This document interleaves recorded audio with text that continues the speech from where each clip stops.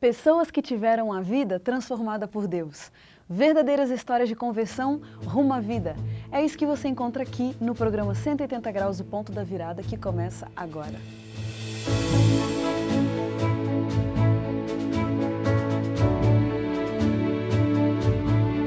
Quando sentimos o toque de Deus na vida, uma mudança acontece.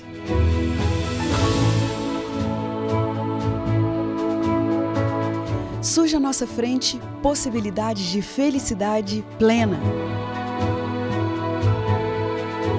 O toque de Deus restaura, renova, refaz.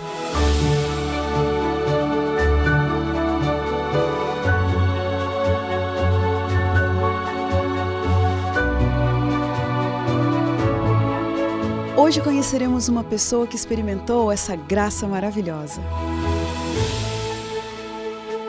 Ela vai nos contar sobre essa mudança de 180 graus que lhe trouxe paz.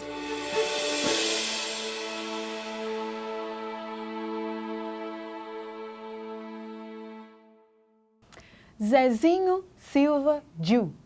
Um nome carinhoso para nós brasileiros, e é exatamente esse o nome desse africano, nascido em Bolama, Guiné-Bissau, em uma família com mais 7 irmãos. Ele teve uma infância meio difícil porque perdeu o pai logo aos 4 anos de idade. E na adolescência, começou a banalizar a vida e tudo ao seu redor. Mas uma conversão de 180 graus em sua vida está relacionada a um problema de saúde que ele teve, e a consequência é que o Zezinho se entregou completamente a Deus. O Espírito Santo foi atrás dele e ele teve o privilégio de descobrir os mistérios de uma vida com Cristo. O que aconteceu? Que milagres Deus operou em sua vida? É isso que vamos conhecer agora, conversando com esse nosso amigo Zezinho. Muito obrigado porque você está aqui com a gente, é um prazer ter um estrangeiro no nosso programa. Fala um pouquinho pra gente, Zezinho, do contexto político lá do seu país, né, Guiné-Bissau, quando você nasceu, da sua infância. Geralmente Guiné-Bissau é um país muito pequeno. Eu nasci, ouvi muitas histórias sobre a luta da libertação nacional. Então, o contexto político do nosso país é meio conturbado, como todo mundo sabe, viram na TV, porque outrora tem presidente, outrora muda, outrora tem governo, outrora cai. Então, a situação é conturbada, mas isso não mexe com o emocional do povo, porque o povo já está acostumado a isso, tornou-se um hábito na vida da população. Mas politicamente não está nada tranquilo, mas vamos levando na graça de Deus. Interessante, um povo forte, né? Pois é. Então, Zezinho, fala pra gente da sua infância. Como foi? Sua infância foi marcada pelo quê? Bom, eu nasci, praticamente não conheci o meu pai, porque ele é um homem de viagem, viajava sempre Europa, África. Então, aos 4 anos ele faleceu. Acabei vivendo com a minha mãe um pouco, e ele teve o segundo casamento e eu fiquei com a minha avó e a minha irmã. Então, passei uma boa parte de vida com a minha irmã. Então, a minha infância foi criança normal, podemos dizer criança de rua que não é, né? Porque só vivia com os amigos, colegas aí. Então, foi assim a minha infância. Para mim, não considero difícil. Foi tranquilo, porque toda criança gosta de liberdade um pouco, de fazer o que ele pensa, o que ele acha. Então, é isso que eu fazia sempre. Agora, você disse que seu pai viajava sempre, né? Para a Europa, pela África. O que ele fazia? Normalmente ele é político, estava na linha de partido que ocupava o poder. Então, como ele era um homem de confiança do presidente, então ele fazia essas viagens tranquilamente. E a profissão da sua mãe? A minha mãe não tem profissão, ela é doméstica, usamos assim, ela não estudou, então... E você teve mais quantos irmãos? 7. 7 irmãos? 7. Mas pelo que eu entendi, você não viveu com esses 7, né? Não, eu vivi só praticamente com 3. Com 3? O que somos do mesmo pai, porque somos 3 do mesmo pai e as outras não. Certo. Agora, Zezinho, quais foram as influências religiosas que você recebeu na sua infância? Geralmente lá no nosso país, quando alguém nasce, já nasce católico. Isso é bem fundado na nossa teoria, na nossa mente. Mas eu nunca participei assim tanto da igreja, porque na verdade eu não era da igreja. Essas coisas da igreja para mim não funcionavam. Mesmo criança, eu não tomava tempo para isso. Preferia jogar bola, fazer outra coisa. Mas geralmente dissemos que nós somos cristãos católicos. E aí nascíamos católicos. E sua mãe frequentava a igreja? Não. Ela não frequentava, mas ela dizia sempre que ela é católica, foi batizada quando criança, mas eu nunca vi ela frequentando a igreja. Você morou um tempo com a sua avó, né? Como você disse, e a sua avó também é a mesma coisa. É a mesma coisa. Então quer dizer, Zezinho, que na sua casa, por exemplo, você não lia a Bíblia, não orava? Praticamente nunca. Mas você tinha a presença da Bíblia na sua casa? Não. Quer dizer, cresceu numa casa sem uma Bíblia. Lógico. Como que esse rapaz, como que esse garoto foi entrar em contato com a Bíblia? Bom, nos anos 90, chegou um dos nossos pastores que foi fazer teologia em Camarões. Ele chegou lá, então plantou a igreja na cidade onde eu nasci, que é Bolama. Então começou a convidar as crianças para ir à igreja, contar a história. E um ano seguinte ele voltou para concluir os estudos, foi um outro que formou em Togo. Então, o método que ele usou, a esposa dele, é que todo sábado convidava as crianças para irem lá. Então, Era um pastor da igreja adventista. adventista de lá, sim. Então, nos convidava sempre. Então, o método para nos prender, todo sábado venham aqui, vai ter leite, porque toda criança gosta de leite, uma coisa para comer. Então, íamos lá atrás de leite, né? Então, essa é uma filosofia que usaram.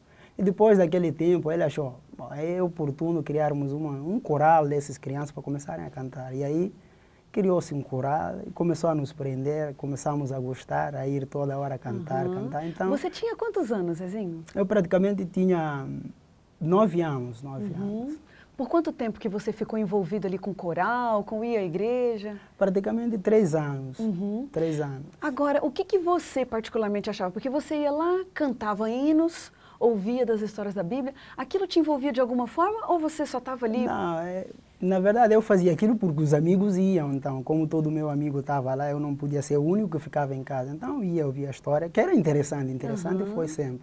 Mas nunca assim ficou preso na minha mente, porque para mim aquilo não fazia sentido. Olha, e nesse período você recebeu assim uma série de estudos da Bíblia? Aos 10 anos o pastor começou a dar estudo bíblico, falou-nos que no ano seguinte vai ter batismo de juvenil e tudo. Então, interesse de todo mundo, batizar, vamos saber o que é batizar. Então começamos a ir estudo bíblico, cantando no coral, apresentando ali.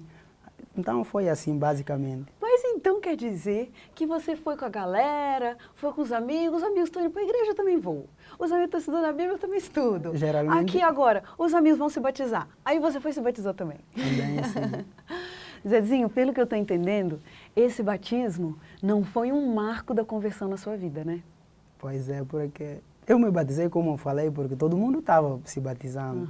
E fizeram um camporim assim, nacional, todo o país estava lá e todo mundo queria batizar na presença de todo mundo. Ele é batizado, membro da igreja, então o batismo não mexeu comigo praticamente, porque após o batismo parece que a minha vida tornou-se mais pior um pouco. Muito interessante isso, né? Porque tem gente que acredita assim que o batismo é uma coisa meio mística, né? Que depois que você se batiza, que o batismo é uma marca de relacionamento com Deus, mas não necessariamente, né? Pelo que você está dizendo, né? Pois é.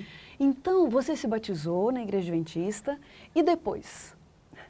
E depois surgiu-se o problema. Quando eu batizei, é aí que eu me apaixonei mais pelas coisas do mundo, na verdade.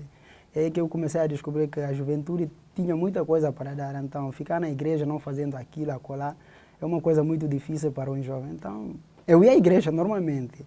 Cumpri formalidade, eu tinha aqui na quarta, no sábado, porque para mim parecia uma obrigação ir. Mas depois daquilo eu fazia tudo tranquilamente, normalmente, sem importar com nada, sem peso de consciência. Que curioso essa história, Zezinho. Pera lá, você se batizou com quantos anos? 12. 12 anos. Depois dos 12 anos, você começou a viver uma vida sem compromissos com os princípios bíblicos e manteve o seu contato com a igreja e tudo como se a vida fosse assim. Eu me considerava simpatizante, na verdade. Entendi. Batizei, mas eu era um simples simpatizante. Zezinho, o que de fato aconteceu que o Espírito Santo te deu um chacoalhão e você teve um encontro com Deus? Depois de lá eu mudei para a capital. Vivi na capital um bom tempo, mas nunca me desliguei assim de igreja. Sempre eu ia, porque tenho amigos lá, tenho conhecidos, colegas, eu ia sempre. Mas... Só uma curiosidade, qual a capital de Guiné-Bissau mesmo? Bissau. Bissau.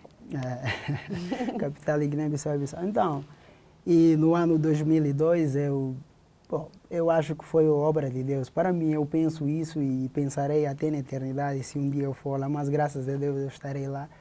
Então, um dia eu levantei para ir à escola, comecei a sentir dores estranhas. Então, eu fiquei em casa durante todo o dia e falei à minha tia e ele me levou na casa do Dr. Davi e ele me conduziu imediatamente para o hospital. E ali fizeram alguns diagnósticos, falaram que é apendicite. Depois, no meio da cirurgia, descobriram um outro tumor aí, quisto renal. Então, foi difícil. Então, que dores eram essas que você sentia? Simples dores de barriga. Para mim era simples dores de barriga que podia acontecer com qualquer um. E você foi para uma cirurgia como se fosse uma apendicite comum? Normal, comum, sim. E aí, no final das contas? No meio daquela cirurgia descobriram um outro problema aí por dentro. E aí agravou-se um pouco a situação. Então, naquele momento, quando eu cheguei mesmo na cadeira lá da cirurgia, eu orei a Deus. Falei, Deus, na verdade eu brinquei ao longo da minha vida. E se essa será a última vez que eu terei que viver, eu peço perdão por todo o erro que eu cometi, se é que você existe. Mas, na verdade, eu quero viver. Falei a Deus, eu quero viver. Mas, se não for o caso, eu quero um dia estar no reino do céu. Então, foi a minha oração. Que oração decisiva essa. Zezinho, mas você tinha consciência de que a coisa tinha se agravado? Porque eu tinha, na verdade, me sedaram, mas falavam sempre comigo, me perguntavam como é que você está, como é que você está a sentir. No meio da conversa eu ouvi os doutores a falar, descobrimos um outro problema, só que quem estava a fazer a cirurgia da apendicite não era especialista na área. Então eles, na verdade, queriam, assim, terminar a cirurgia naquela hora, mas se terminassem, segundo os doutores, no outro dia eu não estaria vivo. Então, no meio daquela história, eu sempre, como eu falei, foi a intervenção de Deus. O doutor Davi tinha confiança no médico, amigo dele, estava na casa dele dormindo normal. Mas só que a mulher dele não lhe deixava dormir. A cada 5 minutos lhe tocava. Homem, vai para o hospital, você tem jovem lá a fazer cirurgia. Não, mas eu confio, não. 5 minutos a mulher lhe batia. Vai para o hospital, você tem criança a fazer cirurgia. Então, naquele incômodo, ele levantou do nada, chegou no hospital, viu aquela situação meio agravante. E aí chamou um médico português que estava lá, que é especialista na área. E ele chegou lá, então fizeram todo o procedimento normal. E graças a Deus deu tudo certo. E no outro dia, depois de 3 dias, acordei consciente. E aí me contaram tudo o que aconteceu. Eu falei, na verdade, essa foi a mão de Deus, porque se não fosse, eu não estaria vivo agora. Olha, Zezinho, você então acredita que esse tenha sido o seu primeiro momento assim, de intimidade com Deus, de abrir o coração para Deus? Esse foi, sim, para mim é um marco importante que me faz sentir que, na verdade, Deus existe. Porque tudo que eu pensava na adolescência, naquela fase de juventude, para mim era simples utopia. Naquela hora eu pensei, na verdade Deus existe, porque se não existisse, eu não estaria vivo. Então, aquilo me levou à consciência de que não devo brincar com coisas de Deus. E aí, decidi que tenho que encarar mesmo a vida cristã de qualquer custo e de qualquer jeito. Tem que levar a sério a realidade da vida cristã. Zezinho, naquele momento que você estava ali meio sedado, meio consciente das coisas que estavam acontecendo com você, você chegou a pensar em algum momento que você poderia, de repente, voltar a viver e continuar com a mesma vida que você tinha antes? Bom, eu fiz algumas promessas a Deus no meio daquela oração e quando eu falava com os médicos eu estava pensando, eu sei que era mais fácil eu voltar à vida que eu tinha, mesmo depois de cirurgia, saindo da ação, era mais fácil porque a sociedade, os amigos me impulsionavam para aquilo. A maioria amigos que eu tinha, alguns não eram cristãos, mas eu sempre falei a Deus, eu quero ser na verdade um cristão. Sei que vou enfrentar dificuldades, mas me ajuda-me a vencer as coisas que já passei lá. Quer dizer, essa foi uma oração realmente de coração aberto, sincera. Pois. A gente vai dar uma pausinha aqui na nossa conversa um minutinho, Zezinho.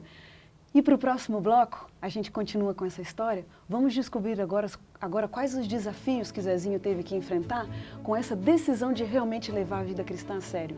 Daqui a pouquinho, depois do intervalo, a gente se fala.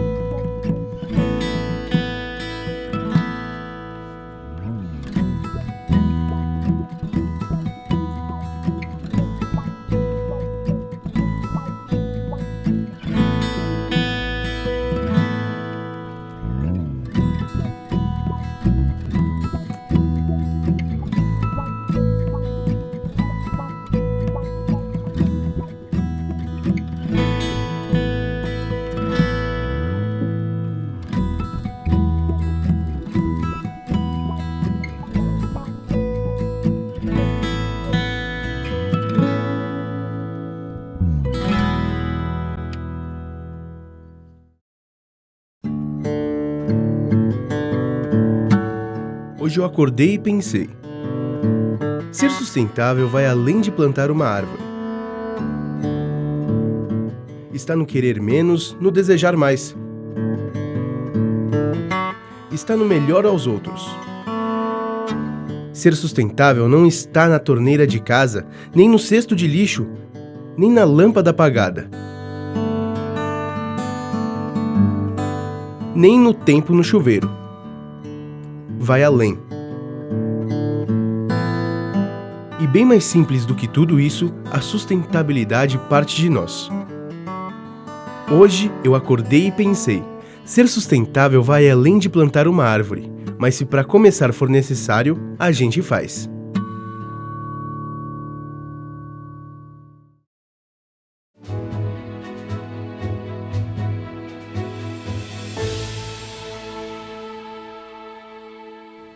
O programa 180 Graus, o Ponto da Virada, está de volta.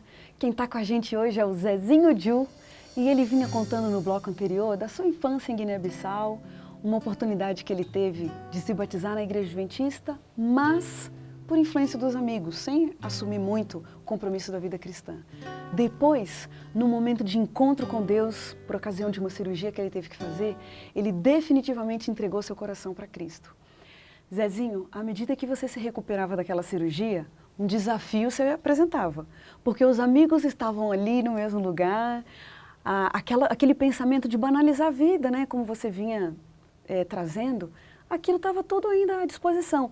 Eu imagino que deve ser difícil, né, você estar no mesmo bairro, no mesmo grupo de amigos e assumir uma vida nova ao lado de Cristo. Como que foi isso para você?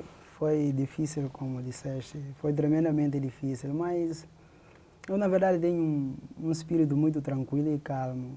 Eu sabia que vai ser difícil, porque as vaciladas sempre acontecem. Mas tinha coisas que eu fazia que de ruim era muito ruim. Então eu falei, olha, eu tenho que fazer no máximo, para deixar no máximo também aquilo que eu puder. E aí vou lutando e Deus vai me ajudar a cumprir com o Zezinho, resto. agora você me desculpa, mas eu quero saber. O que é esse negócio de ruim que você disse, muito ruim? Na verdade, eu me envolvi um pouco com lavagem de dinheiro, eu me envolvi um pouco com tráfico assim de droga, não muito, mas um pouco de cada. Então são coisas que para mim são ruins, e inclusive eu fui até parar na cadeia por causa disso. Então eu pensei, olha, essas coisas aí não vão me ajudar em nada, e não vão me abonar em nada. Então, mas foi fácil para você? Você não teve oportunidades depois dessa cirurgia de voltar a estar envolvido com esse tipo de coisa? Não. São os mesmos amigos, mas o discurso, a visão, o jeito de encarar a vida mudou também muito, porque eu falei, olha, agora não tenho que largar o que Deus me deu, porque se perder a vida nessas brincadeiras, de certeza que eu perderei o reino do céu. Então, eu vi o que Deus fez na minha vida e tenho que encarar a coisa a sério. Teve algum momento em que você teve que se posicionar? Alguém ofereceu para você uma oportunidade que você não concordava e você teve que se posicionar? Falar, olha, eu agora quero levar a vida cristã a sério. Teve um momento? Não, isso acontecia vários, porque eu era, assim, homem de confiança para a maioria. Então, no meu quarto, todo mundo estava lá de manhã, à tarde e à noite. Isso acontecia normalmente, mas a posição sempre que eu tomei, eu falei, olha, vou manter firme nessa posição. Não importa o que vai acontecer, mas tenho que manter firme. Ai, mas muito interessante. E foi, pera lá, e esses amigos, eles respeitaram isso? Respeitaram, porque eu acho que tenho um pouco desse princípio, quando é sério, eu faço mesmo caso sério, todo mundo respeita. Então, isso me ajudou muito.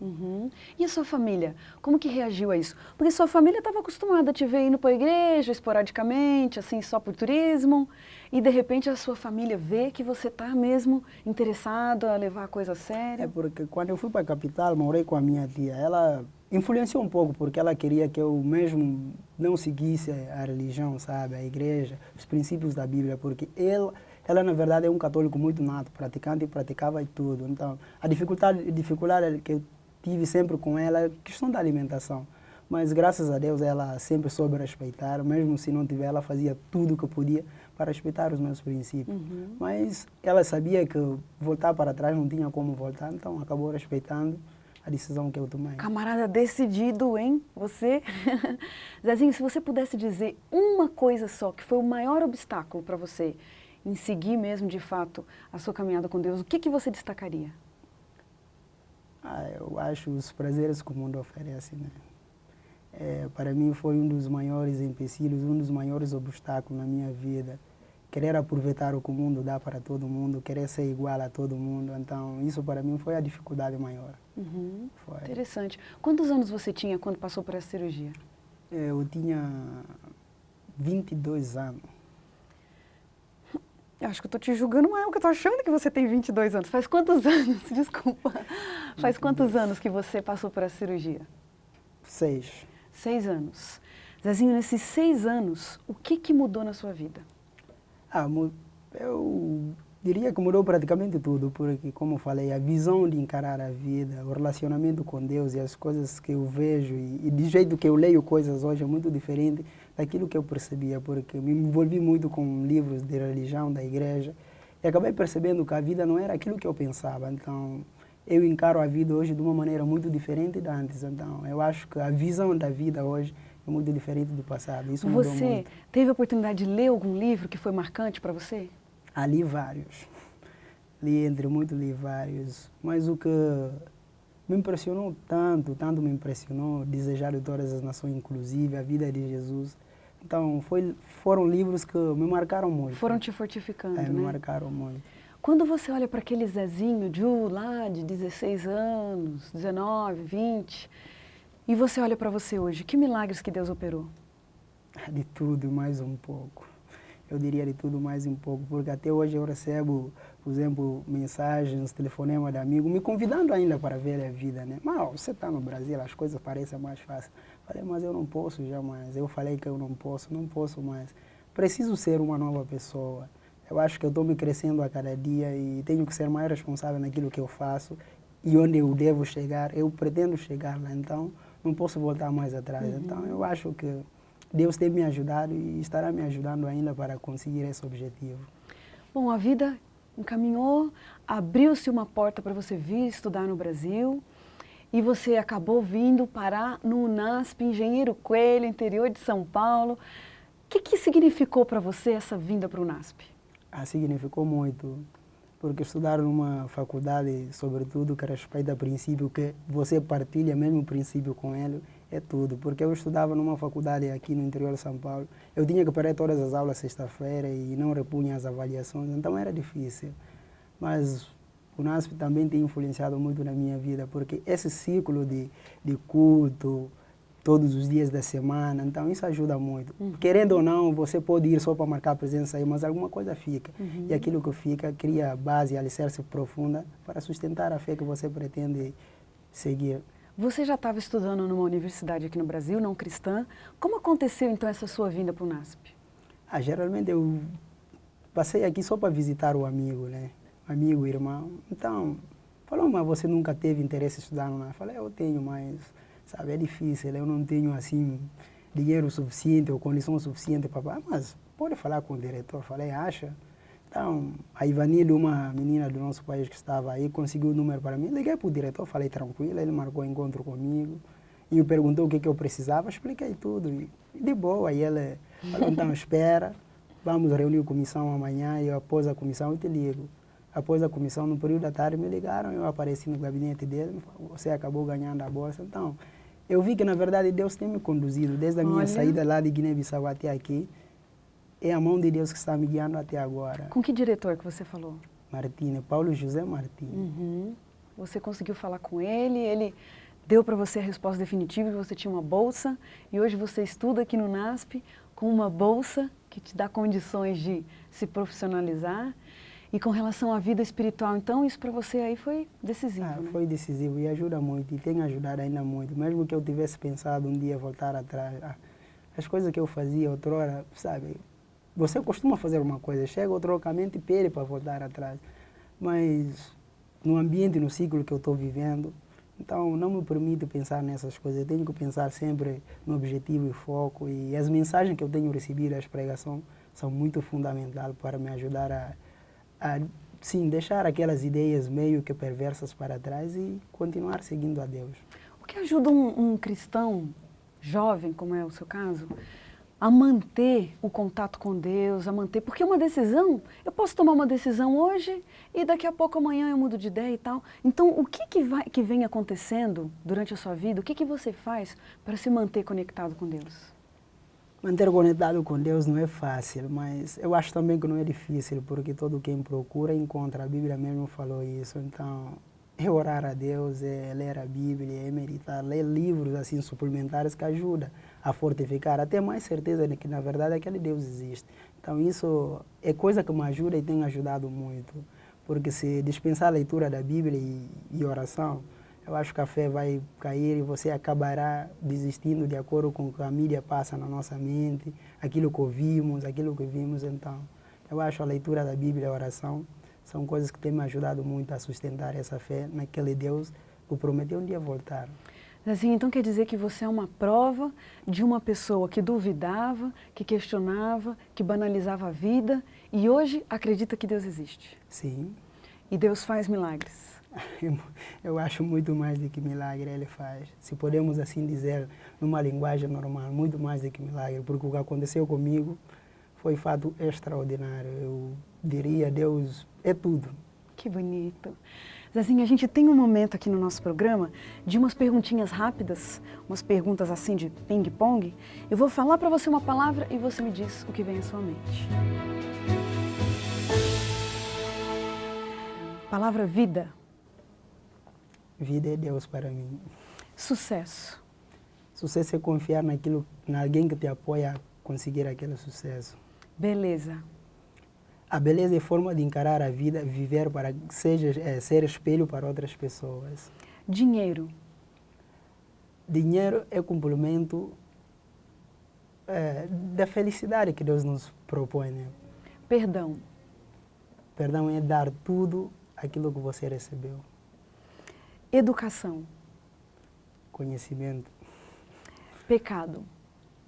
Pecado é errar o alvo. Futuro. Futuro, esperar em Deus.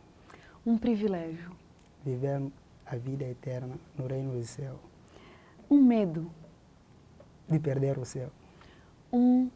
Uma grande verdade. A verdade, conhecereis a verdade e a verdade vos libertará. A Bíblia e Deus. Um pedido. A vida eterna para mim. Uma grande mentira. Uma grande mentira. Viver fora daquilo que você acredita, fora do padrão, os ideais que você sempre preconizou. Viver fora daquilo é uma mentira grande. Morte. Vida depois. Envelhecer. Confiar mais em Deus. Fracasso. Não chegar ao céu. Justiça. Só cabe a Deus. Um sonho. Falar com Jesus um dia. Um versículo da Bíblia que te acompanha. Se Deus é por mim, quem será contra mim? Olha, já fez uma adaptação para você. É isso mesmo, Zezinho. Que linda essa sua entrevista, esse seu testemunho. Que Deus te abençoe muito, que Deus te proteja, a sua família também lá em Guiné-Bissau. E a gente termina o programa 180 Graus, o Ponto da Virada, feliz por essa história tão linda. E como diz o texto bíblico, era preciso que nos regozijássemos e nos alegrássemos, porque esse teu irmão estava morto e reviveu, estava perdido e foi achado. Que Deus te abençoe e até o próximo programa.